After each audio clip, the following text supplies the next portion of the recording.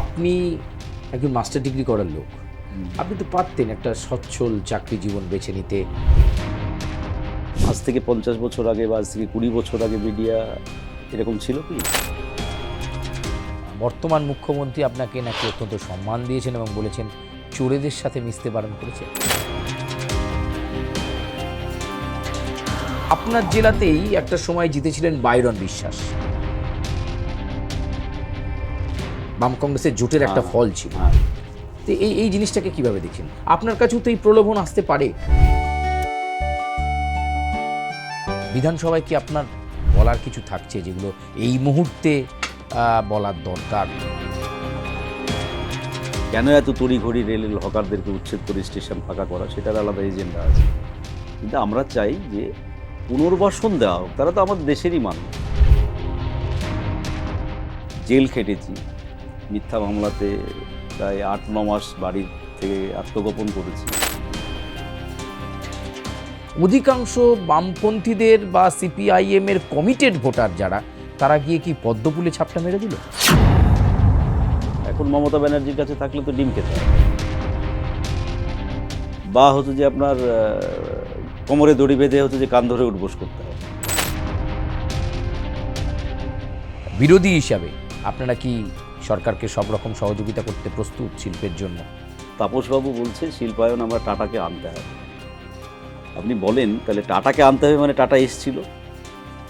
আজকে এই তাপসবাবু তো তখন মমতা বন্দ্যোপাধ্যায়ের সাথে মিছিল করেছে টাটাকে তাড়ানোর জন্য।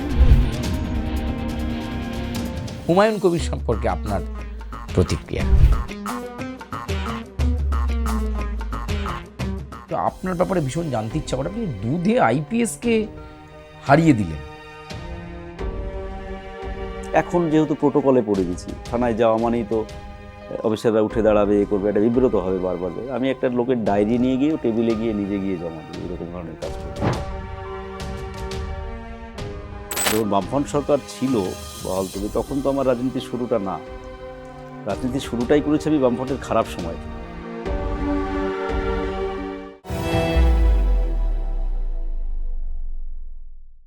নমস্কার, আমি সুচারু, আপনাদেরকে স্বাগত জানাই শুনবো তোমায়। আর আপনারা জানেন শুনবো তোমায় মানে আমরা এমন অতিথিদেরকে নিয়ে আসি, তারা তাদের অনেক অজানা কাহিনী আপনাদের সামনে আমরা তুলে ধরি। হতে পারে সেটা জীবন সংগ্রাম, হতে পারে কোনো আইডিওলজির গল্প, হতে পারে কোনো বাস্তব কাহিনী। আমরা প্রত্যেক মুহূর্তে সেটা আপনাদের সামনে তুলে ধরি আমাদের এই জনপ্রিয় অনুষ্ঠানে। আর আজকে এমন একজন অতিথি রয়েছেন, ইন্ট্রোডাকশন তো দিতেই হয়। শঙ্খ ঘোষের একটি কবিতার লাইন এই মুহূর্তে মনে পড়ে যাচ্ছে, সবসময় কি ভালোই বলবে লোকে, মন্দ কথাও শুনতে হবে কিছু, তাই বলে কি ভেঙে পড়বে শোকে। একদম তাই, প্রত্যেক মুহূর্তে তাঁকে এবং তার দলকে অনেক কথা শুনতে হয়েছে।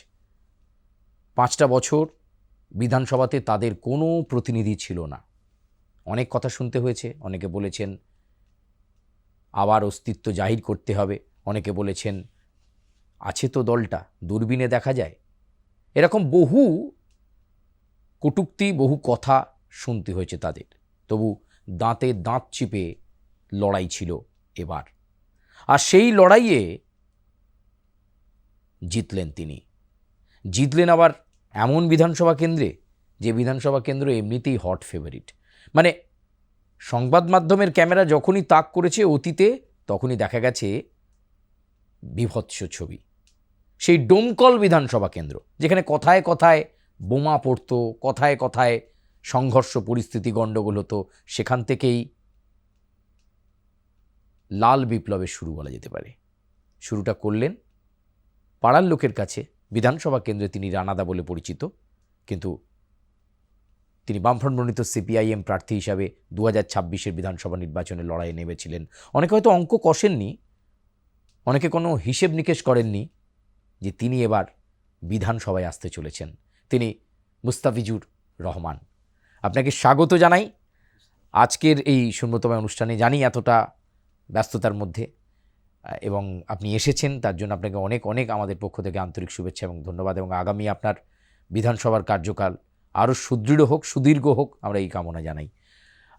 রানাদা, আপনার কাছে প্রথম প্রশ্ন, এই যে 0 থেকে 1 হলো আপনার দল, এই যে লড়াই, আপনি যখন নির্বাচনী লড়াইয়ে নেমেছিলেন কোথাও কি বুঝতে পারছিলেন এই 0 থেকে 1 হবে বা একাধিক হবে?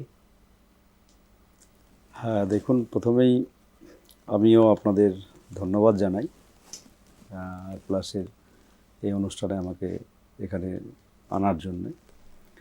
একটা বিষয় এটা ঠিকই যে লড়াইটা এবার খুব কঠিন ছিল, কারণ বোঝাই তো যাচ্ছে যে পুরো বাইনারি রাজনীতি এবার বিধানসভাতে ছিল, হয় বিজেপি নয় তৃণমূল। যে বলে কঠিন লড়াই ছিল, কিন্তু এবারে আমাদের গোটা রাজ্যেই কিছু সম্ভাবনাময় সিটও ছিল। শেষের দিকে হয়তো সেটা আমরা পারিনি। ডোমকলের মানুষ এটা প্রথম থেকেই আমরা বুঝতে পেরেছিলাম, অন্তত আমি বুঝতে পেরেছিলাম, বা আমাদের ডোমকল বিধানসভা এলাকার পার্টি আমাদের একটা ধারণা ছিল যে ডোমকল সিট আমরা আর গোটা রাজ্যে 294টা না জিততে, মানে অন্য জায়গায় না জিতলেও ডোমকল সিট এবার আমরা জিতবো। এই কনফিডেন্সটা ভোট ঘোষণার থেকে একবারে গণনা পর্যন্ত এটা ছিল আমাদের কর্মীদের মধ্যে, আমার মধ্যে, আমাদের ডোমকলের পার্টির মধ্যে এটা ছিল। আমি যতদূর জানি যে আপনি একজন মাস্টার ডিগ্রি করার লোক, আপনি তো পারতেন একটা সচ্ছল চাকরি জীবন বেছে নিতে, পার্টির হোল টাইমার হয়ে গেলেন, এবং হোল টাইমারে আপনারা যেটা পান সেটা তো খুব বলার মতো কিছু নয়। তবু কিসের টানে রানাদা এই কমিউনিস্ট ভাবাদর্শ বা এই সিপিআইএমের ঝান্ডা ধরে আপনার এগিয়ে চলা, লাল পতাকার নিচে নিজেকে মেলে ধরা? ঠিকই, আজকের সময়ে দাঁড়িয়ে পার্টির হোল টাইমার, বিশেষ করে সিপিএম পার্টির, অন্য পার্টির কথা আমি বলতে পারবো না, সেখানে দাঁড়িয়ে যা তাতে এটা ঠিকই বলেছেন। কিন্তু আমরা যে সময়ে ছাত্র রাজনীতির মধ্য দিয়ে এসেছি, আসলে মূলত এটা ইডিওলজিক্যাল ব্যাপার, যে মানুষের জন্যে কাজ করার ক্ষেত্রে যদি ধরা যায় তাহলে বামপন্থী আদর্শের চাইতে আর পৃথিবীতে কোন আদর্শ আছে বলুন, যেখানে দাঁড়িয়ে সমাজের সবচাইতে বেশিরভাগ অংশের মানুষের কথা বলে, যে আদর্শ, যার ফলে সেটা একটা আকৃষ্ট হয়েছিলাম এই মতাদর্শগতভাবে। সেখান থেকেই এই যাত্রা, যে না, যদি ভালো করে কাজটা করতে হয় তাহলে পার্টির হোল টাইমারই হতে হবে, তা না হলে অন্য পেশার সাথে জড়িয়ে থেকে এই কাজ করা মানে সেইভাবে যাবে না। এইটাই প্রথমত ছিল, আদর্শগত টানটাই মূলত বিষয়, বাকিটা তো এখন আপনি বিধানসভার সর্বদলীয় বৈঠকে যোগ দিলেন, হ্যাঁ, বাজেট পেশ হতে চলেছে ডোমকলবাসীর জন্য, তৎসহ গোটা রাজ্যের জন্য। বিধানসভায় কি আপনার বলার কিছু থাকছে যেগুলো এই মুহূর্তে বলার দরকার বা ভীষণভাবে প্রয়োজন অনুভব করছেন? সে তো বটেই, ডোমকলের জন্য তো বলতে হবেই, কারণ সেটা আমার প্রায়োরিটি প্রথমত। আর তাছাড়া হয়তো রাজ্যের যদি আরও 10টা বিধায়ক থাকতো তাহলে হয়তো আমার পক্ষে চাপটা কম হতো, কিন্তু এখন রাজ্যেরও এমন কিছু ইস্যু আছে যেগুলো আমাকে বিধানসভাতে সুযোগ পেলেই তুলতে হবে। মূলত বিশেষ করে গত 15 বছরে তৃণমূল কংগ্রেসের জামানাতে যেভাবে আমাদের রাজ্যের দুটো সেক্টরকে একবারে শেষ করে দেওয়া হয়েছে, একটা হচ্ছে শিক্ষা আর একটা হচ্ছে স্বাস্থ্য, যেটা মানুষের এখন বেসিক এসেন্সিয়াল মানে নিডস, এই দুটো সেক্টর। কারণ মানুষ এখন আপনার কাছে খেতে চাইবে না, হয়তো বাসস্থানও খুব বেশি ডিম্যান্ড এখন আছে, গ্রাম এলাকাতে অনেকে আছে, ঠিকই আছে, কিন্তু সেটাও মানুষ নিজেরা করে নিতে পারছে। এখন যেটা আমাদের মতো দেশে বা আমাদের মতো রাজ্যে দরকার সবথেকে বেশি, শিক্ষা এবং স্বাস্থ্য, এই দুটো ক্ষেত্র নিয়ে অবশ্যই আমি বিধানসভায় বলবো। তার সাথে সাথে যে যেমন ইস্যু আসবে যেগুলো, সেইগুলো তো তুলবই। এখন যেটা প্রথমত এই যে হকার ইস্যুটা আমি চেষ্টা করব তোলার, হকার উচ্ছেদ, বস্তি উচ্ছেদ। বিজেপি এটা বলার চেষ্টা করছে যে আমরা হচ্ছে যে হকারদের পক্ষে বা বস্তিবাসীদের পক্ষে, বস্তিবাসীদেরকে আমরা বসিয়েছি। তো ঠিক আছে, বিজেপি এটা বলুক, কিন্তু আমরা এটা চাই না বা আমরা এটা কখনোই সমর্থন করি না যে না, রেল তার সমস্ত গরিমা হারিয়ে ফেলে সবটা, যে আমরা বলছি পরিষ্কার কথা যে হকারের পুনর্বাসনটা দরকার। রেল পরিষ্কার হবে, স্টেশন ঝা চকচকে করবে, কেন করছে সে বিতর্কে আমি এখন যাচ্ছি না, সেটা আরও অন্য প্রসঙ্গে আলোচনার বিষয়। কেন এত তড়িঘড়ি রেলের হকারদেরকে উচ্ছেদ করে স্টেশন ফাঁকা করা, সেটার আলাদা এজেন্ডা আছে। কিন্তু আমরা চাই যে পুনর্বাসন দেওয়া হোক। তারা তো আমাদের দেশেরই মানুষ, কেউ করে খায়, কেউ হচ্ছে যে তাদের সাথে আরও যদি দেখেন আপনি অনেক মানুষ জড়িত আছে। তো যার ফলে আমাদের এটা ডিমান্ড, সেটা আমরা চাইবো যে বিধানসভাতে অন্তত লিডার অফ অপোজিশন থাকার সময়ে আমাদের মাননীয় মুখ্যমন্ত্রী যে কথা বলেছিলেন, তাহলে এখন তার বক্তব্যটা পরিষ্কার হওয়া দরকার রাজ্যবাসীর কাছে। কারণ তখন উনি, আমার যতদূর মনে আছে, এটা ভিডিও আছে আমার কাছে, আমি এই সময়ে কারেকশন করেছি, বুলডোজার রাজনীতি নিয়ে বা হকারদেরকে উচ্ছেদ নিয়ে উনি বক্তব্য দিয়েছিলেন যে যেখানে হকার উচ্ছেদ হবে সেখানেই 24 ঘন্টার মধ্যে উনি পৌঁছে যাবেন এবং তার বিরোধিতা করবেন। তো যার ফলে এখন 180 ডিগ্রি ঘুরে যেটা বিজেপির স্ট্যান্ড বা এটা সরকারের কি পলিসি, সেইটা আমাদের অন্তত বিধানসভায় ক্লিয়ার একটা থাকা দরকার, সেটা আমি চাই, মানে এগুলো তুলব। আমি শুনলাম, আমি জানি না আমি ঠিক কিনা, বর্তমান মুখ্যমন্ত্রী আপনাকে নাকি অত্যন্ত সম্মান দিয়েছেন এবং বলেছেন চোরেদের সাথে মিশতে বারণ করেছেন, এরকম কিছু হয়েছে কি? না, ওটা একটা ওই শপথ নেওয়ার পর নেমে এসে ওয়ালে আসার সময় ওনার সাথে সৌজন্য সাক্ষাৎ, যেটা সব বিধায়কদের সাথেই হয়, মুখ্যমন্ত্রী থাকেন, পাশে শঙ্করবাবু ছিলেন পরিষদীয় মন্ত্রী, এখন আমাদের উনি পর্যটন মন্ত্রীও বটে, আর ম্যাডাম ছিলেন অগ্নিমিত্রা পল ম্যাডাম।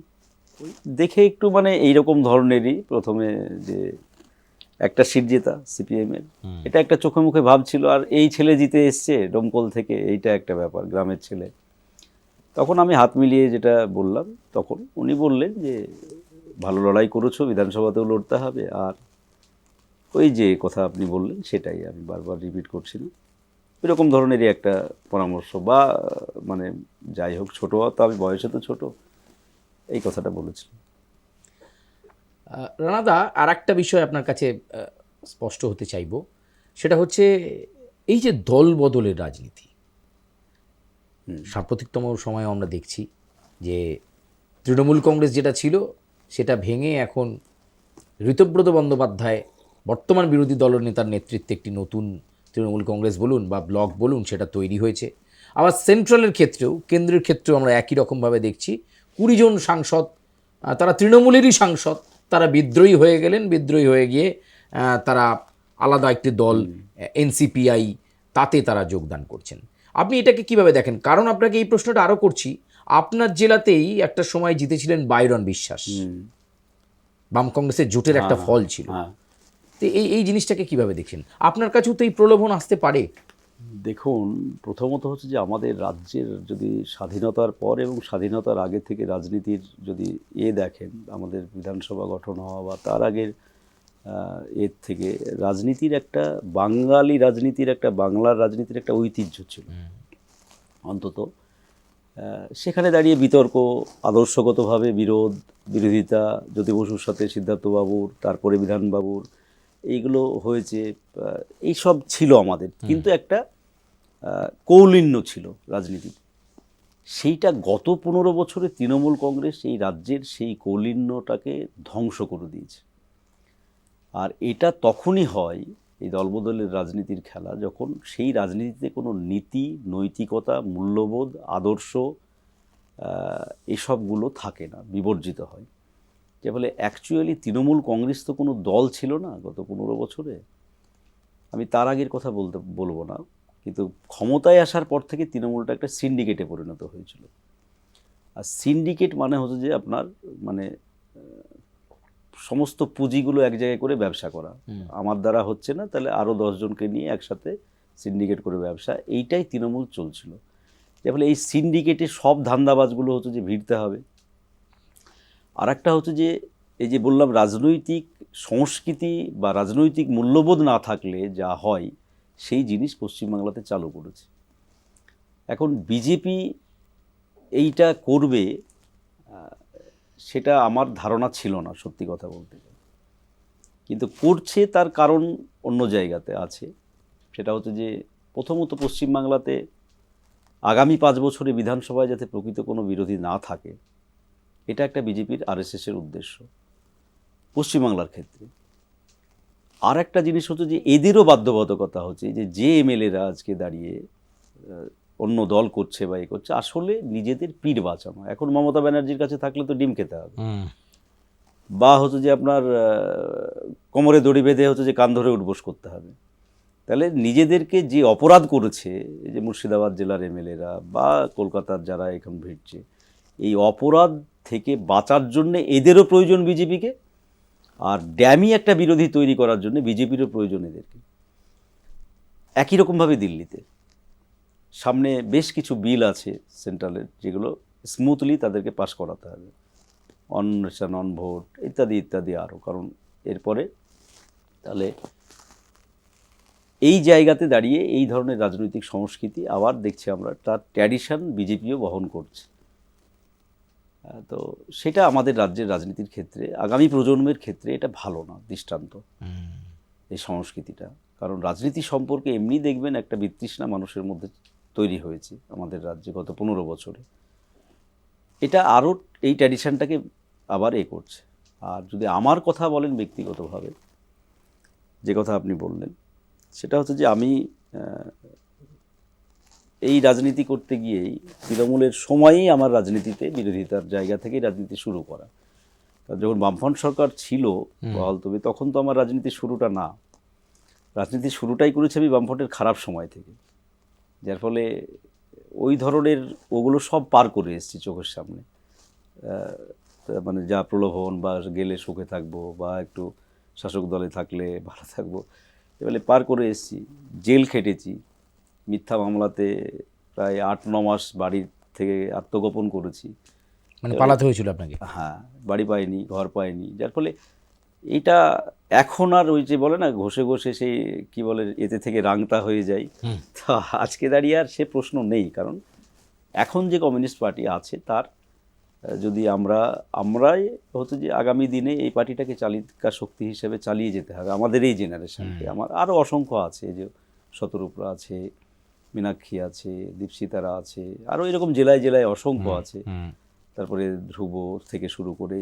তাহলে আমাদের কাছে এখন আর অপশান মানে ওই ধরনের এনেও লাভ নাই, আর আমাদেরও যাওয়ারও কোনো ইচ্ছা নেই। যে বলে সেটা আমার ক্ষেত্রে ওটা ওই প্রশ্নটা কখনোই মানে প্রযোজ্য হবে না আর কি। বামেদের মানে শিল্প বিমুখ বলে একটা দুর্নাম আছে এখন এই বর্তমান পরিস্থিতিতে। বর্তমান রাজ্য সরকারের শিল্পমন্ত্রী হয়েছেন তাপস রায়, তার কাছে প্রচুর ইনভেস্টমেন্টের অফার আসছে। তিনি বলছেন যে আগে বাজেটটা যাক, তারপরে আমরা এই বিষয় নিয়ে কথা বলবো। তো আপনাদের এই শিল্প বিমুখ তকমা রয়েছে, তারপরেও এই পরিস্থিতিতে যদি মানে গণতান্ত্রিক কাঠামো মেনে নিতে হয়, তাহলে বিরোধী হিসাবে আপনারা কি সরকারকে সব রকম সহযোগিতা করতে প্রস্তুত শিল্পের জন্য? না, আপনি যেটা প্রথম বললেন শিল্প বিমুখ আমাদের ধারণা, আসলে এটা একটা বাজারে বাইনারি তৈরি করা হয়েছে। আপনি যদি দেখেন মিডিয়ার জগতেই আজ থেকে 50 বছর আগে বা আজ থেকে 20 বছর আগে মিডিয়া এরকম ছিল কি? ছিল না। আজকে প্রয়োজনের তাগিদে আপনাকে সমস্ত কিছু চেঞ্জ করতে হচ্ছে। 77 সালে বামফ্রন্ট সরকার আসার পর পশ্চিমবাংলার ইতিহাস কি ছিল, অর্থনৈতিক সামাজিক পরিস্থিতি কি ছিল, মানুষের বেসিক নিডস কি শিল্প ছিল, তখন কর্মসংস্থান ছিল, বেসিক নিডস ছিল খাদ্য, বস্ত্র, বাসস্থান। আপনি ভালো করে জানবেন, আমারও বয়স বা আপনার বয়স যা প্রায় সমবয়সী বয়স্ক মানুষদের কাছে জানবেন এই কলকাতায় বা কী ছিল। তাহলে সেইখানে দাঁড়িয়ে বামফ্রন্ট সরকার প্রথম আসার পর মোটামুটি 80 দশক 90-এর দশক পর্যন্ত কিন্তু তারপরেও শিল্পায়নের জন্য চেষ্টা করেছে। কিন্তু আপনি ভালো করে খোঁজ করবেন, যারা এইসব কথা বলে, তখন হচ্ছে যে কংগ্রেসের গভর্নমেন্ট দিল্লিতে, আমরা রাজ্যের ক্ষমতায়। তার আগের ইতিহাস কি, আমাদের কেরালার গভর্নমেন্ট কংগ্রেস ভেঙে দিয়েছে, এমএস নামোদ্রিপাদের গভর্নমেন্ট। তাহলে সবসময় একটা বৈরী সম্পর্ক। 90 সালের আগে আমাদের দেশের শিল্পনীতি কী ছিল? লাইসেন্স প্রথা ছিল তো। তাহলে গোটা ভারতবর্ষে যে কোনো জায়গায় শিল্পপতিরা শিল্প করতে চাইলে কেন্দ্র সরকার যত তাড়াতাড়ি হতো যে করেছে, পশ্চিমবাংলায় আমরা যখনই শিল্পের কথা বলেছি তখন সেটাকে বাধা দেওয়া হয়েছে, লাইসেন্স আটকানো হয়েছে, মাসুল প্রথায় আটকানো হয়েছে। এটা ছিল 90 দশকের পর, 90 দশক পর্যন্ত। যখন সোভিয়েত ইউনিয়ন ভাঙার পর এই যে উদার অর্থনীতি বা বিশ্বায়নের নীতি আসলো, তখন এই লাইসেন্স প্রথা বা বাদ গেল। তারপরে তখন রাজ্যগুলোর সুযোগ আসলো নিজেদের স্বাধীন মতো করে শিল্প স্থাপন করার, এবং তখন আর কেন্দ্রের অত পারমিশন লাগতো না। আপনি 90 দশকের পর থেকে আমাদের গভর্নমেন্টের যে ভূমিকাগুলো দেখবেন পুরোনো দিনের, আপনিও সাংবাদিক, সেগুলো দেখে কখনোই আপনার মনে হবে না যে জ্যোতি বসুরা বা বুদ্ধদেব ভট্টাচার্যরা শিল্পায়নের বিপক্ষে। আর একটা যেটা কথা বলা হয় ট্রেড ইউনিয়নের আমরা নাকি আমরা তো এটা তো আমাদের ঘোষিত নীতি, এখানে কোনো আমাদের কোনো মাথা নিচু করার ব্যাপার নাই। তো আমি শিল্পায়নও করব, কিন্তু আমার শ্রমিকদের স্বার্থ বজায় রেখেই করতে হবে, এটাই তো বামপন্থা। তো যদি সেটাই আমি ভুলে যাই তাহলে বামপন্থী রাজনীতি করবো কেন? তাহলে তো আমি অন্য দল করতে হবে। তাহলে আমাদের মূল বেসিক জায়গাটাই তো এইটা, আমাকে শ্রমিকের স্বার্থ দেখতে হবে, আমাকে হকারের স্বার্থ দেখতে হবে, আমাকে ক্ষেতমজুরের স্বার্থ দেখতে হবে। তাহলে সেখানে দাঁড়িয়ে আমরা বারবার চেষ্টা করেছি, এবং আজকে দাঁড়িয়ে যারা বলছে হলদিয়া কার সময়কার তৈরি, বক্রেশ্বর তাপবিদ্যুৎ কেন্দ্র কার সময়কার তৈরি, সাগরদিঘি তাপবিদ্যুৎ কেন্দ্র কার সময়কার তৈরি, আপনি যদি একের পর এখানে শিল্পায়ন দেখেন পশ্চিমবাংলাতে, সেগুলো সবই বামফ্রন্টের সময়। তার আগে প্রচেষ্টা ছিল মাননীয় বিধান রায়ের সময়, স্বাধীনতার পর তখন তো ওনাদের কি বলে সরকার, কেন্দ্রের সরকার রাজ্যের সরকার একই, ডাবল ইঞ্জিন সরকার। তাহলে আমাদেরকে 77 সালের পর তো এই বাধাটাকে টপকাতে হয়েছে, তো সবসময়তে বারবার লড়াই করতে হয়েছে। তো বক্রেশ্বর তাপবিদ্যুৎ কেন্দ্র করার সময় আপনি ভালো করে দেখবেন, ইতিহাস জানবেন যে যুবদেরকে কল দেওয়া হয়েছিল যে রক্ত দিয়ে বক্রেশ্বর তৈরি করব। তাহলে এই ইতিহাসগুলোকে ভুলিয়ে দিয়ে একটা বাইনারি সেট করা হয় যে বামফ্রন্ট ইয়েতে। নেক্সট আপনি ধাপে আসুন বুদ্ধদেব ভট্টাচার্যের সময়। আজকে বলুন তো, তাপসবাবু বলছে শিল্পায়ন আমরা টাটাকে আনতে হবে। আপনি বলেন তাহলে টাটাকে আনতে হবে মানে টাটা এসছিল। আজকে এই তাপসবাবু তো তখন মমতা বন্দ্যোপাধ্যায়ের সাথে মিছিল করেছে টাটাকে তাড়ানোর জন্য। আজকে টাটা বলুন, হলদিয়ার পেট্রোকেমিক্যাল হাবস বলুন, তারপরে আপনার হচ্ছে যে এই যে এদের সাথে চুক্তি হয়েছিল জিন্দালদের সাথে, যেটা শালবনীতে বুদ্ধদার গাড়িতে অ্যাটাক করলো, এবং আপনি ওই পিরিয়ডটা দেখেন কি ছিল সমস্যা। একটা, আজকে ওই জমিতে কি হচ্ছে, আজকে প্রমাণিত হয়ে গেল যে এটা ষড়যন্ত্র ছিল, যে ওখানে 400 একর জমি দিচ্ছে না। বারবার মিটিং করার পর, বারবার হচ্ছে আলোচনা করার পর রীতিরকম বুদ্ধদাকে মানে অপমানিত করা হয়েছে। কিন্তু আজকে আবার তারাই শিবির বদলে বলছে যে শিল্পতে ওটা আমাদের ভুল ছিল। তার মানে তাহলে আমরা ঠিক ছিলাম? তাহলে আমরা শিল্প তাড়ানো বা শিল্প কি বলে বিরুদ্ধে কী করে হলাম? আজকে যদি টাটা হতো, আজকে যদি রাজ্যের কেমিক্যাল হাব হতো, আজকে যদি রাজ্যে জিন্দালদের কারখানা হতো, আমাদের রাজ্য আজকে কোন জায়গায় যেত আপনি বলুন? তাহলে এটা কখনোই ঠিক না আমাদের বিরুদ্ধে এটা বলা। কিন্তু এটা যারা বলতে চায় তারা আবার উল্টে কথা মানে এটা মনে করায় যে মানে আমরা সমস্ত কিছু আমাদের বামপন্থী ইডিওলজিক্যাল সমস্ত কিছু ভুলে গিয়ে আমরা সব কিছু করবো, এটা তারা মনে করে তাদের সমগতে। সেটা আমরা করব না। তো আমরা হকারের পার্টি, আমরা হকারদের পক্ষে থাকবো, এটা গর্বের সাথে বলবো আমরা বামপন্থীরা, এটাতে কোনো লজ্জা নেই। তাতে বিজেপি আমাদেরকে যা খুশি বলুক, বা তাতে তৃণমূল কংগ্রেস যা খুশি বলুক, কিন্তু আমি বস্তিবাসীদের পার্টি, আমি বা হচ্ছে গরিব গুরবাদের পার্টি সিপিএম পার্টি, এটা আমি তো গর্বের সাথেই বলবো। তো তাদের স্বার্থ রক্ষা করেই আমাকে যা কিছু করতে হবে। এটা নিয়ে আমাদের কোনো মানে কি বলে ওটাকে বোধ নেই কিছু মানে। কিন্তু আমরা শিল্প তাড়ানো বা শিল্প হতে না দেওয়া, এইটা আমাদের বিরুদ্ধে যেটা করা হয় এটা বাইনারি পলিটিক্স। কিন্তু রাজনৈতিক বিশ্লেষকদের একটা অংশ বলেন যে বামফ্রন্ট সরকারের পতনের পেছনে সিঙ্গুর নন্দীগ্রামের আন্দোলন রয়েছে। আপনি কি মনে করেন এই দুটো কারণেই বামফ্রন্ট সরকারের পতন ঘটলো, নাকি এর নেপথ্যে অন্য কোনো কারণ? না, সিঙ্গুর নন্দীগ্রাম একটা বড় ফ্যাক্টর অবশ্যই, কারণ টোটালটাই একটা নেগেটিভ মুভমেন্ট ছিল মমতা বন্দ্যোপাধ্যায়ের সেই সময়ের, এবং তার সাথে সমস্ত রাজনৈতিক দল এক হয়েছিল। আপনি ডান অতি বাম, আজকে যারা বিজেপির নেতা রাজনাথ সিং সিঙ্গুরের ওই ধর্ণা মঞ্চে এসে আপনার মমতার সাথে মঞ্চে বসেছিল, যার ফলে এটা একটা গভীর ষড়যন্ত্র ছিল বামপন্থীদেরকে সরানোর। এবং তার সাথে আমাদের দেশের যে কর্পোরেট তো সেখানে তো লবি থাকে, যার ফলে টাটাদের এগেনেস্ট যে লবি, কর্পোরেট লবি, সে লবিও কিছুটা কাজ করেছে। আর তার সাথে সাথে আমাদের নিশ্চিতভাবে একটা জনবিচ্ছিন্নতা তৈরি হয়েছিল, অবশ্যই এটা মানতেই হবে। পরবর্তী ক্ষেত্রে আমাদের সমস্ত পার্টি ডকুমেন্টসও আমরা এটা উপলব্ধি করেছি যে আজকে দাঁড়িয়ে যে ভুলটা ওরা বোঝাতে পারলো সেটা আমাদের জনবিচ্ছিন্নতার কারণে মানুষের কাছে আমরা আমাদের সঠিক বার্তাটা শিল্পায়ন হলে যে রাজ্যের কি হবে বা কেন শিল্পায়ন প্রয়োজন, এইটা বোঝাতে তো অবশ্যই আমরা ব্যর্থ হয়েছি।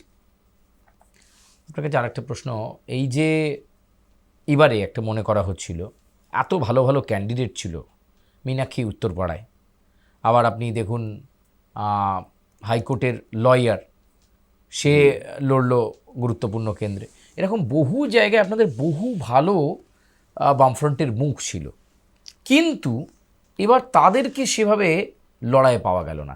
এটা কি কারণ বলে মনে করেন? অধিকাংশ বামপন্থীদের বা সিপিআইএমের কমিটেড ভোটার যারা, তারা গিয়ে কি পদ্মফুলে ছাপটা মেরে দিল? সেটা পার্টি বিশ্লেষণ করছে। প্রথমত আমাদের একটা পর্যালোচনা হয়েছে যে, এবং একেবারে সামনে রাজ্য কমিটির মিটিং আছে, সম্ভবত সেখানে ফাইনাল পর্যালোচনা রিপোর্টটা পাওয়া যাবে, সবাই পাবেন তখন ডকুমেন্টস আকারে। প্রাথমিকভাবে যে পর্যালোচনায় আমরা বুঝতে পারছি সেটা হচ্ছে যে একটা জিনিস হয়েছে, সেটা হচ্ছে যে মানুষ এবার তৃণমূলকে হারাতে হবে, এটা একটা পণ করে নিয়েছে। এখন হারাতে গিয়ে বিধানসভা ওয়ারি যেখানে দেখেছে যে জিততে পারবে তৃণমূলকে হারাতে গিয়ে, মানুষ সেটাকে অপশান হিসেবে ধরেছে। বিজেপিকে যে সব ভোটার হিন্দুত্ব, বিজেপি হিন্দুর পার্টি তাই ভোট দিয়েছে এই ভোটে, সেটা কিন্তু আমি মনে করি না ব্যক্তিগতভাবে। যতটা না বিজেপির পক্ষে এই ভোটটা ম্যান্ডেটরি হয়েছে, ম্যান্ডেট দিয়েছে মানুষ, সেটা একবারেই তৃণমূলের প্রতি বিরক্ত হয়ে, যে ফলে টলে একটা হাওয়া ছিল বিজেপির পক্ষে এই রকম যে এখানে ভোটটা যদি আমি অন্য জায়গায় দিই, একটা ভোটার ভোট দিতে গিয়ে ভেবেছে যে তাহলে হয়তো এই সুযোগে তৃণমূল সুবিধা পেয়ে যাবে, এটা একটা বড় কারণ ছিল। আর এই যে বাইনারি পলিটিক্সের ফলে কী হয়েছে, আপনি দেখবেন 80টা সিট তৃণমূল জিতেছে, তার মধ্যে মানে 47টা, আমি অ্যাকুরেট সংখ্যাটা বলতে 47 সম্ভবত 47টা সিট জিতেছে, সবটাই সংখ্যালঘু এলাকাতে। যার ফলে এই মেরুকরণ একটা ছিল। আর তার সাথে সাথে এই যে এটা বললো, তৃণমূলকে হারাতে গেলে তাহলে আমাকে আমার কোন প্রার্থীকে ভোট দিলে তৃণমূলকে হারাতে পারবে তাকে আগে দেয়, এই মানসিকতা একটা কাজ করেছে। যার ফলে প্রচারের সময়ে আমরা অনেকগুলো সিটে মানে একটা লড়াই বা জেতার মতো জায়গাতে থাকলেও দেখা যাচ্ছে শেষের দিকে সেইটা আর মানুষ আমাদের উপর সেই ভরসাটা করতে পারেনি, যে না এরা যেহেতু তৃণমূলকে হারাতে পারবে না তাহলে ভোটটা আমরা নষ্ট করব। এটা তো একটা মানুষের মধ্যে কাজ করে।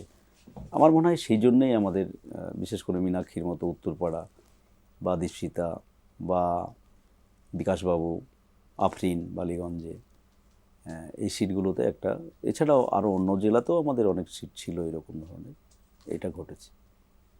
2011 সালের পালাবদলের পরে দেখা গিয়েছিল বিভিন্ন জেলায় রাতারাতি সিপিআইএমের পার্টি অফিস দখল, ভাঙচুর, দখল হয়ে যাওয়া, তৃণমূলের ঝান্ডা লেগে গেল। আবার 2026-এর এই পরিবর্তনে দেখা যাচ্ছে বিভিন্ন জায়গায় তৃণমূলের পার্টি অফিস দখল হয়ে যাচ্ছে, কিছু কিছু ক্ষেত্রে আবার বিজেপি নির্বাচিত বিধায়করা তারা ডেকে ফেরত দিচ্ছেন। এইটা কি দেখতে পাচ্ছেন সেই ইতিহাসেরই পুনরাবৃত্তি ঘটছে? আমি সেই জন্যই প্রথমেই বললাম আপনাকে যে বিজেপি যেটা মুখে বলছে, শ্রমিকবাবুরা যেটা মুখে বলছে মিডিয়ার সামনে, সেটা কিন্তু আদৌ রাজ্যে হচ্ছে না। একই সংস্কৃতি হচ্ছে যে তারা বহন করছে, সবটা আপনারা মিডিয়া কভার করতে পারছেন না, বা ইচ্ছাকৃতভাবে এখন মিডিয়া হাউস সেটা কভার করছে না। কিন্তু গ্রামগঞ্জে এলাকায় পৌরসভা বহু এলাকাতে বহু ঘটনা ঘটছে, যেগুলো মানে তৃণমূল জেতার পর যেটা ঘটতো বহু জায়গাতে ঘটছে। কিন্তু এখন যেহেতু আমি বললাম যে আমি দোষ দিচ্ছি না, কিন্তু এখন তো মিডিয়া এগুলো দেখতে পাচ্ছে না বা দেখাচ্ছে না ইচ্ছা করে, কিন্তু ঘটছে।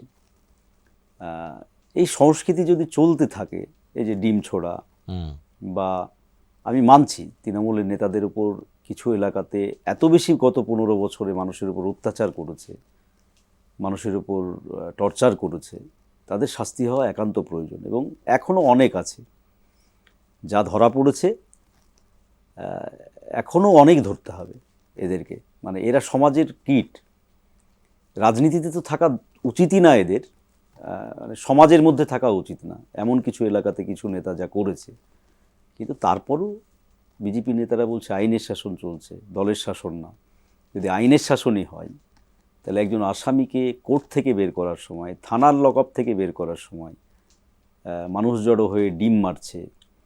তারপরে এটা যদি ধরেন, এখন আমার নাম মোস্তাফিজুর রহমান, আমি যদি ফলতার কথাই ধরি, এটা কোন মানবাধিকারে আপনি আজকের দিনে সভ্য সমাজে হতে পারে? কিন্তু এখন বিজেপির নেতারা আমার এই বক্তব্য নিয়ে বলবো তুমি মুসলমান তাই তুমি মুসলমানের কথা বলছো, কিন্তু ঘটনা সেটা না।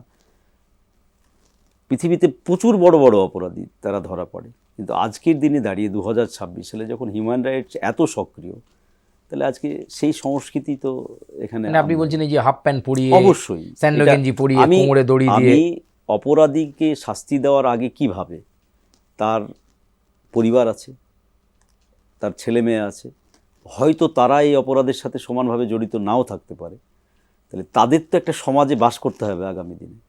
ও ধরলেন, আমি বললাম ফাঁসি হয়ে গেল হয়তো যা অপরাধ করেছে, তাহলে আপনি তার জন্যে, অপরাধীর জন্যে আপনি পরবর্তী জেনারেশনকে একটা সমাজের চোখে এই যে জায়গায় করার, এটা আপনি বলুন কোন মানবিক দৃষ্টিভঙ্গিতে এটা হয় বা আমাদের যারাই আছে। তো এখন ওই তো বললাম যে এখন যেটা চলছে সেটাতে আমার এই কথাটা অন্য মানে করে বিজেপি আমাকে আক্রমণ করবে, কিন্তু এটা কখনোই কাম্য না। রাজনীতিতে, সংসদীয় রাজনীতিতে এটা কাম্য না। ক্ষমতায় কেউ চিরস্থায়ী থাকবে না। 34 বছর আমরা ক্ষমতা চালিয়েছি বা আমরা সরকার পরিচালনা করেছি, আমাদেরকে যেতে হয়েছে। মানুষ চাইলে আবার কবে আসবো সেটা মানুষের ব্যাপার। 15 বছরে তৃণমূল মনে করেছিল যে আমাদের এটা অজেয়, ঠিক, কিন্তু আজকে দাঁড়িয়ে সেটা গিয়েছে, মানুষই করেছে। বিজেপি যে 50 বছর আগামী দিনে থাকবে সেটা তো কেউ লিখে দিতে পারবে না। মুখ্যমন্ত্রী বলছেন এমন ব্যবস্থা করে দিয়ে যাবো এই রাজ্যে বিজেপি 100 বছর থাকবে। আমি দেখছি তো অন্য ডাবল ইঞ্জিন। বিজেপি তো 14 সাল থেকে কেন্দ্রে আছে, আর আরও 18টা রাজ্যে বিজেপি ক্ষমতায় আছে, ত্রিপুরাতে ক্ষমতায় আছে, পাশে আসামে ক্ষমতায় আছে, উড়িষ্যায় ক্ষমতায় এসছে, দেখছি তো আমরা। ওয়েট অ্যান্ড সি, আমরাও দেখব পশ্চিমবাংলাতে। তো যার ফলে সেটা ঠিক আছে, রাজনৈতিক ভাষণের জন্য ঠিক আছে, কিন্তু জনতা জনার্দনের কাছে সংসদীয় গণতন্ত্রে এটা আমাদেরও কিছু নেতা এরকম মনে করতো শেষের দিক, অনেকেই মনে করতো, এবারে সেটা হয় না। মানুষ রাজনীতিতে শেষ কথা বলে, এবং বিশেষ করে ভোট রাজনীতিতে। বলে এগুলো ভাবা উচিত, সব দলেরই ভাবা উচিত এবং শিক্ষা নেওয়া উচিত। এই প্রেক্ষাপটে দাঁড়িয়ে এই যে সামনে এখন সরকার চলবে, কাজ হবে, বিরোধীরা বলবে, আপনার কি মনে হয় এবারে সামনের যে বিধানসভা নির্বাচন আসছে, এই মুস্তাফিজুর রহমান একজন বাম প্রতিনিধি হিসাবে বিধানসভার ভেতরে একাই লড়াই চালাবে, এটাই কি সিপিএমের ফিরে আসার পর্ব শুরু হলো? না, আমি সেটা এখনই এত বড় ভবিষ্যৎবাণী করব না, কিন্তু এটা ঘটনা যে 2026 সালের নির্বাচনের পর যে রাজনৈতিক সমীকরণ, তাতে নিশ্চিতভাবেই বামেদের একটা স্পেস বাড়বে। এই কারণেই যে তৃণমূল তো এই অবস্থা, তাহলে বিরোধী একটা অবস্থান তো থাকবেই মানুষের মাঝে। তাহলে বাম, প্রগতিশীল অন্যান্য রাজনৈতিক দল, বিশেষ করে কংগ্রেস বা আরও যারা আছে, লেফট ওরিয়েন্টেড আরও ব্যক্তি আছে, প্রতিষ্ঠান আছে, এই সামগ্রিকভাবে বিজেপির বিরুদ্ধে ইডিওলজিক্যাল ফাইটটা তো হচ্ছে যে একটা বড় ব্যাপার আজকে দাঁড়িয়ে। সেটা তো বামেরা ছাড়া কে দিবে বলেন আপনি সামনে? কি রে, তোর বেশ র্যাশ হয়েছে দেখছি। হ্যাঁ রে, কি করবো বলতো, র্যাশগুলো কিছুতেই কমছে না। অনেক কিছু ইউজ করলাম তবুও কমছে না। আমার মনে হয় তোকে কোনো একজন ভালো ডার্মাটোলজিস্টের কাছে দেখানো উচিত। তুই ঠিক বলেছিস, কিন্তু কোনো ভালো ডার্মাটোলজিস্ট থাকলে একটু সাজেস্ট কর না প্লিজ। এই তোর তো একবার র্যাশ হয়েছিল না? তুই কোথায় দেখিয়েছিলিস? তুই একবার গৌরীদেবী হসপিটালসে দেখাতে পারিস, ওখানে ভালো এক্সপিরিয়েন্স ডার্মাটোলজিস্ট আছে। আমারও সেম প্রবলেম হয়েছিল, এখন ওখানে ট্রিটমেন্ট নিয়ে আমি এখন ঠিক আছি।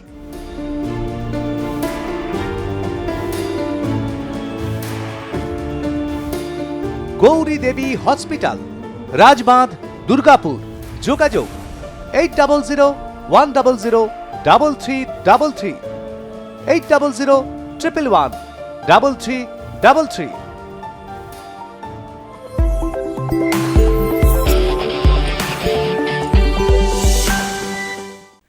আর আক্রমণও আমাদের উপর বাড়বে মানে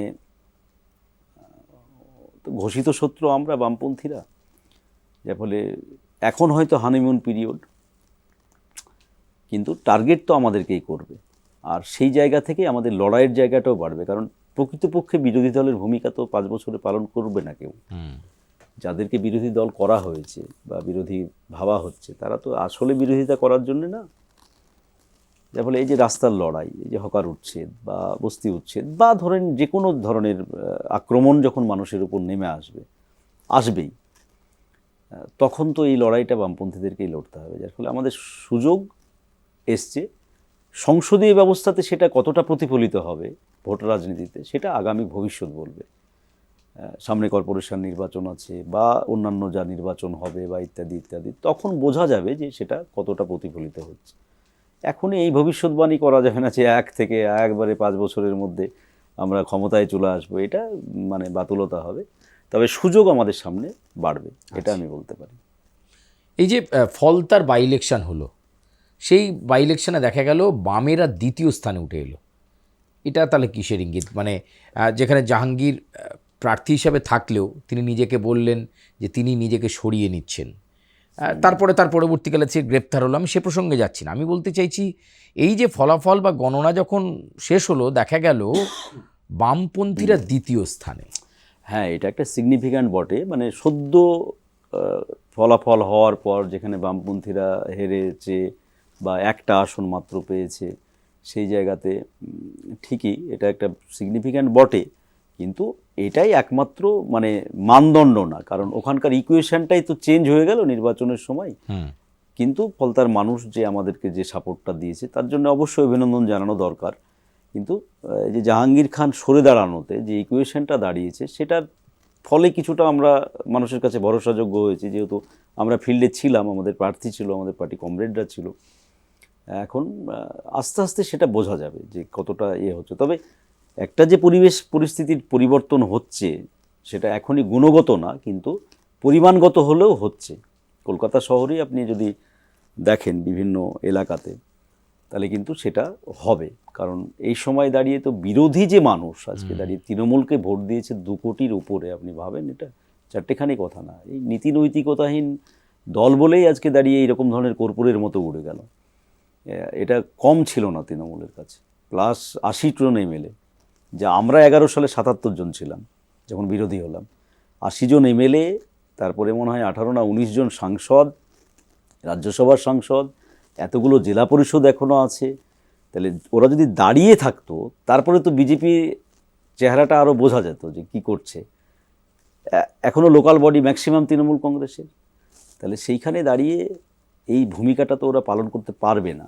যার ফলে এই যে মানুষ যারা বিজেপি বিরোধী এখনও তো আছে মানুষ, তাহলে সেই মানুষ একটা জায়গা খুঁজবে। এবং আমাদের থেকে যারা চলে যাওয়া মানুষও কিছু আছে, যারা বিজেপিকে সাপোর্ট করতে পারবে না কোনো দিনই, তাদেরও একটা ব্যাক হবে, সম্ভাবনা ব্যাপক। এবং সেই মানুষও তো একটা খুঁজবে জায়গা, প্ল্যাটফর্ম, সেটা আমাদেরকে দিতে হবে। বা আমরা যদি সেটা নিতে পারি, তাহলে একটা জায়গা পাবো আমরা নিশ্চিতভাবে।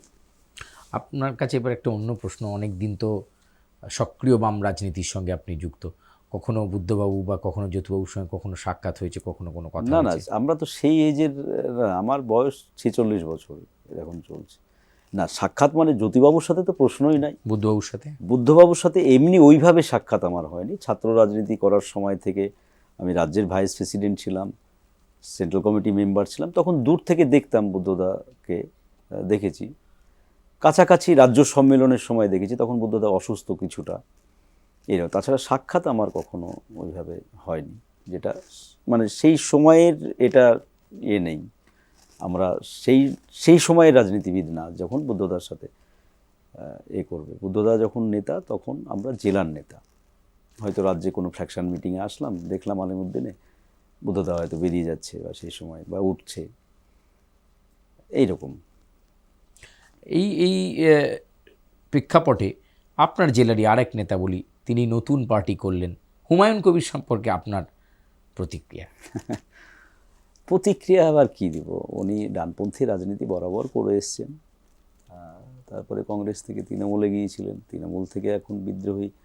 এমনি যা আমি খুব কাছ থেকে এখনও মেলামেশার সুযোগ অত আমার হয়নি, তো সবই তো ওপেন, ওনার কিছু গোপন নেই। তো হুমায়ুন কবির সাহেবের কোনো গোপনীয়তা নেই।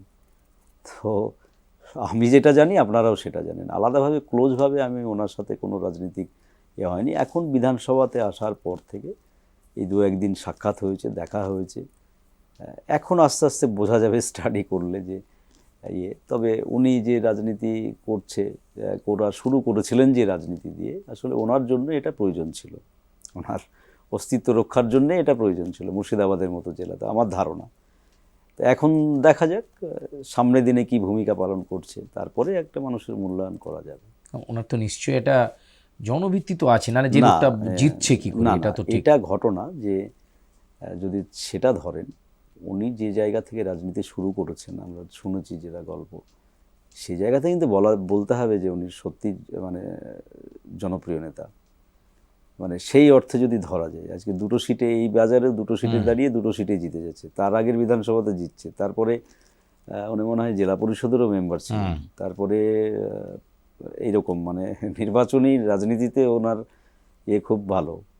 অন্য আর 5টা দিক সেটা মূল্যায়নের বিষয়, সেই দিক দিয়ে। আর আমি যেটুকু দু একটা কথা বলে দেখলাম, এমনি মানুষ হিসেবে ভালো। অন্য যা আছে আমি ওই এজেন্ডাতে যাচ্ছি না, কিন্তু অ্যাজ এ ম্যান হিসেবে আমি যেটুকু মনে হয়েছে, এমনি ছোট সাক্ষাৎ। আর বাকি রাজনৈতিক দিক যদি বলেন, তাহলে এই তো সব মানে ওপেন, আমি বলবো তারপরে আপনি জানবেন বা মানুষ জানবে, এরকম ব্যাপার না। উনি যা করেন ওপেনই করেন, কোনো গোপনীয়তা ওনার নেই।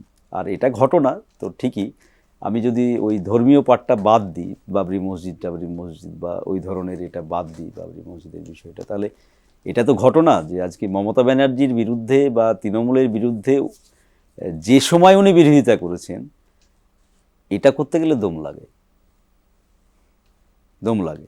তখন কিন্তু রাজ্যে কেউ ভাবতেও পেরেছিল না, যখন ও বিদ্রোহী হয়ে বেরিয়ে আসলো, সে অন্য দল করতে গেল, যে তখনও পর্যন্ত কেউ জানতো না, বিজেপির নেতারাও জানতো না যে তারা ক্ষমতায় আসবে এবার, তাই তো? তাহলে সেই সময় দাঁড়িয়ে এটার জন্য ঠিক আছে, ধন্যবাদ, মানে এই যে বিদ্রোহী হয়ে ওঠে।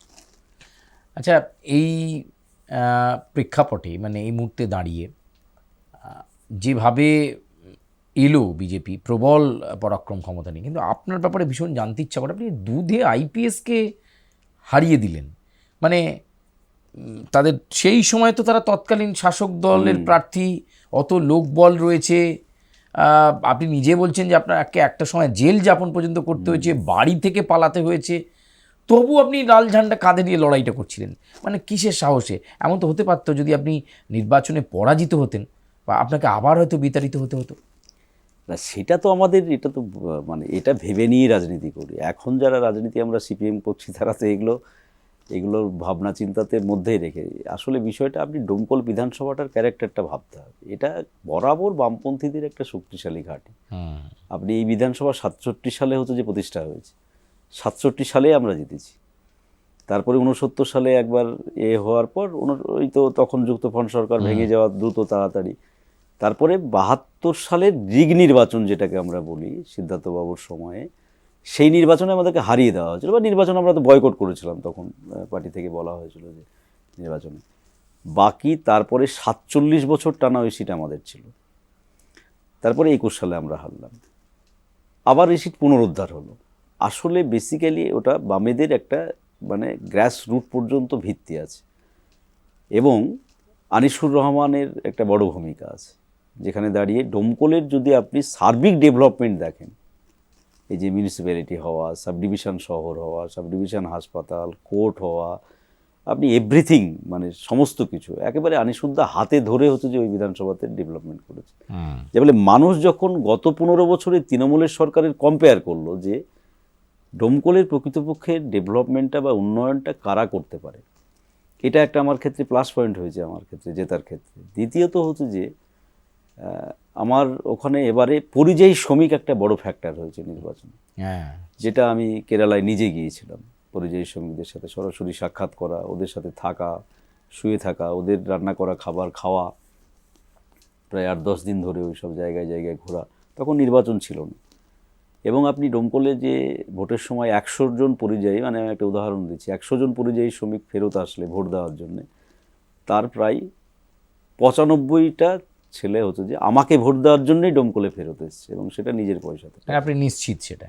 হ্যাঁ, যার ফলে নিশ্চিত না, তারা এসেই গ্রামে রানাদাকে ভোট দিতে হবে, এবং ট্রেনে আস্তে আস্তে তারা গল্প মানে বলতে বলতে এসছে রানাদা জিন্দাবাদ, রানাদা জিন্দাবাদ। এইটা একটা ব্যাপার ছিল। আর একটা জিনিস হচ্ছে যে ডোমকলে গত 5 বছর আগে যাকে বিধায়ক হিসেবে নির্বাচিত করেছিল তৃণমূল কংগ্রেসের, তার তো সিবিআই যাওয়া, ইডি যাওয়া, এবং হচ্ছে যে ব্যাপক টাকা পয়সা, এইসব দুর্নীতি ইত্যাদিগুলো ডোমকলের মানুষ এটা মেনে নিতে পারে। যখনই কম্পেয়ার করেছে যে আমরা বিধায়ক 47 বছর ধরে কাকে দেখছি, বারি সাহেব এবং হচ্ছে যে আনিসুর রহমানকে দেখছি। তাহলে এই 5 বছরে অভিজ্ঞতা হচ্ছে একটা সার্টিফিকেট নিতে গিয়ে দেখা যায় মানুষকে 3 ঘন্টা ধরে অপেক্ষা করতে হচ্ছে, তারপরে আবার পায়নি। কিন্তু ডোমকলের মানুষের হচ্ছে যে আপনাকে নেতাকে একেবারে যখন ডাকি তখন পাই এইরকম ধরনের হতে হবে। আপনার আরেকটা হচ্ছে যে সিম্পল লাইফ লিড করতে হবে, যেটা আনিসুদ্দাকে এটা হচ্ছে ডোমকলের মানুষের একটা কনসেপ্ট নেতা সম্পর্কে। তার বাইরে বেরোলে আপনাকে ছুড়ে ফেলে দেবে। আমি বিধায়ক হওয়ার আগে পার্টি নেতা হিসেবে এইরকম ধরনের কাজও করতে হয় আমাকে, করেছি। এখন যেহেতু প্রোটোকলে পড়ে গেছি, থানায় যাওয়া মানেই তো অফিসাররা উঠে দাঁড়াবে, করবে, একটা বিব্রত হবে বারবার। আমি একটা লোকের ডায়েরি নিয়ে গিয়েও টেবিলে গিয়ে নিজে গিয়ে জমা দিই, এইরকম ধরনের কাজ করি। যা বলে এই যে একটা তৈরি হয়েছিল টাচ মানুষের সাথে, সেটা একটা কাজ করেছে। এই সব মিলিয়ে হচ্ছে যে মানুষ ডোমকলের এবারে আর প্রার্থী বহিরাগত ছিল, এটা একটা ফ্যাক্টর হয়েছে। ডোমকলের মানুষ কোনোদিন বহিরাগত প্রার্থীকে মেনে নেয়নি। তো তাহলে দেশের ছেলেকেই ভোট দেবো, কাছের ছেলেকে ভোট দেবো, এইটা একটা ব্যাপার হয়েছে। মুস্তাফিজুদ্দা, আপনার সঙ্গে অনেকক্ষণ কথা হচ্ছে, একদম শেষ প্রশ্ন আজকে। আপনি বামেদের ব্যর্থতার কথাটাও ভাগ করছিলেন যে হ্যাঁ ভুল তো ছিল, কোথাও তো খামতি ছিল, অনেকেই ভেবে নিয়েছিলেন, কিন্তু আমরা মনে করেছিলাম হ্যাঁ সত্যি আমরা বোধহয় জনবিচ্ছিন্ন কোনো জায়গা থেকে হতে পেরেছি। তৃণমূলের কী কারণের এই শোচনীয় পরাজয়? প্রাতিষ্ঠানিক দুর্নীতি? দেখুন, তৃণমূলের পরাজয়ের মূল কারণ হচ্ছে যে এ রাজ্যে বেকারদের সাথে এই যে প্রতারণা গত 15 বছর ধরে, আর ব্যাপক দুর্নীতি, মানে একেবারে বুথ লেভেলে থেকে নবান্ন পর্যন্ত, এবং সার্বিকভাবে রাজ্যটাকে পিছিয়ে দেওয়া 15 বছরে। এই যে শিল্পায়নের নামে যেসব ভণ্ডামো হয়েছে, আজকে দাঁড়িয়ে তো প্রমাণ হচ্ছে 635 কোটি টাকা না কত কোটি টাকা খরচ করে। আপনি বলুন গত 15 বছরে একটা কোনো শিল্পের ফিতে কেটেছে মুখ্যমন্ত্রী? তাহলে সামগ্রিকভাবে মানুষ ঠিক আছে, একদিকে তো ডেভেলপমেন্ট হচ্ছেই না, ডেভেলপমেন্টের যে অংশটা যাচ্ছে একেবারে বুথ লেভেলের কর্মী থেকে, মানে মেম্বার থেকে একেবারে নবান্নের মন্ত্রী পর্যন্ত, এই যে চুরি দুর্নীতি, মানে ব্যাপক আকারে এই যে কারাপশান, এটা পশ্চিমবাংলার মানুষ একেবারে শেষ প্রান্তে পৌঁছে, এর দেখে ছাড়বো, একে আর টলারেন্স করা যায় না। এইটার জন্যই হচ্ছে যে এই অবস্থা। এবং সবটা মানুষ আস্তে আস্তে একটা বিরক্তকর ব্যাপার। সিন্ডিকেটবাজি, অফিসে গেলে কোথাও একটা সার্টিফিকেট নিতে গেলে পর্যন্ত টাকা দিয়ে ছাড়া হচ্ছে যে হয় না। এটা দেখা যাচ্ছে বার্ধক্য ভাতা করতে যেতে হবে, সেখানে তৃণমূলের মেম্বারকে 2000 টাকা দিতে হবে। এই যে লেভেল, এইটা তৃণমূলকে হচ্ছে যে সবচেয়ে বেশি ক্ষতি করেছে, ডোবালো। এই কারণেই মানুষ অবশ্যই। এবং নেতারা তো সব, আপনি একটা ধরলেন কি বলবো, অঞ্চল সভাপতি, তার পিছনে 2খান গাড়ি, একটাতেও চলে যাচ্ছে আর 2টো গাড়ি হচ্ছে যে পিছনে যাচ্ছে। এটা বুথ সভাপতি, সে দেখা যাচ্ছে গাড়ির সামনে একটা বোর্ড লাগিয়ে ঘুরছে যে কি না, তো বুথ সভাপতি তৃণমূল কংগ্রেস অমক বুথ। এই যে কালচার, এইটা মানুষ এবারে সেটা শেষ দেখে ছাড়, এটা একটা হয়েছে। অনেক ধন্যবাদ আপনাকে মুস্তাফিজুদ্দা, নমস্কার। এত ব্যস্ততার মধ্যে আমরা কথা বলছিলাম ডোমকলের বাম বিধায়ক মুস্তাফিজুর রহমানের সঙ্গে, এবং তিনি সরাসরি জানাচ্ছিলেন অনেক অজানা কাহিনী। আজকে আপনারা জানলেন যে রাজনীতি করতে গিয়ে, বাম রাজনীতি করতে গিয়ে তাকে জেল খাটতে হয়েছে, এমনকি বাড়ি ছাড়া হতে হয়েছিল, কিন্তু তবু সব কিছু জেনে, সব কিছু বুঝেও তিনি দলের বার্তা মেনেই এবারের লড়াইয়ে অবতীর্ণ হয়েছিলেন। এবং তারপর তিনি জানতেন যে এবারের এই লড়াইয়ে অন্তত সাফল্য আসবে, আর সেটাই এসেছে। আজকে শুনবো তোমার অতিথির অনেক অজানা কথা আপনারা জানলেন। আগামী পর্বেও এরকম আরও অনেক বিশিষ্ট মানুষজন আমাদের এই শুনবো তোমার প্ল্যাটফর্মে আসবে, আপনারা অবশ্যই দেখবেন আপনাদের প্রিয় চ্যানেল আর প্লাস, এবং অবশ্যই শুনবো তোমায় অনুষ্ঠানে আপনাদেরকে বারংবার আমরা স্বাগত জানাবো। আপাতত বিদায় নিচ্ছি আমি সুচারু আজকের এই পর্ব থেকে। ধন্যবাদ।